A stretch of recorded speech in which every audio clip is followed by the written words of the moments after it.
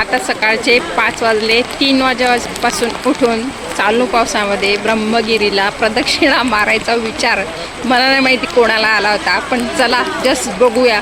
चालून बघायचं आहे आपल्याला फक्त. तर चला मग जाऊया ब्रह्मगिरीला प्रदक्षिणा मारायला.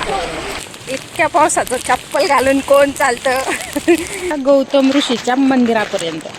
हां, म्हणजे अजून आम्ही अर्ध पण नाही पोचलो. हा झाला परिक्रमेचा अर्धा टप्पा पार.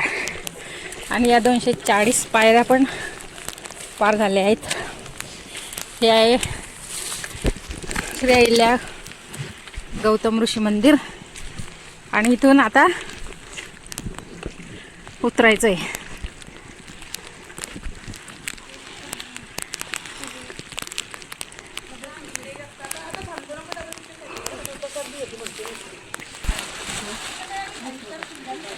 अर्ध्यावर आल्या अजून 100-125 पायऱ्या खाली उतरायच्या आहे. मग कॉन्क्रीट आहे, पान पण आहे, त्यात लिंबू पाणी दिसतंय, चहा.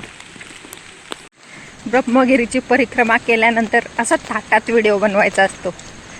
आय थिंक 20 किलोमीटरच्या तरी वर आहे. 20 किलोमीटरच्या वर. सकाळी 5 वाजेपासून आम्ही चालतोय, तर आता मला वाटतं 10 तरी वाजले असतील. कंटिन्यू चालतोय, 5 तास झाले. अजून किती तास चालायचं आहे माहिती नाही, बट हे लवकरच संपावं असं वाटतं. कारण आता पाय प्रचंड दुखत आहे, प्रचंड.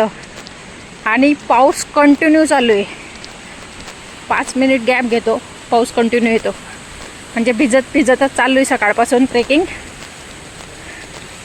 आणि खूप थकवणारा एक्सपिरियन्स होता. मला फक्त एक्सपिरियन्स करायचं होतं, आपण इतकं चालू शकतो की नाही चालू शकत. बट आता पाय नाही बोलता येते. चला, एक अनुभव घेतला.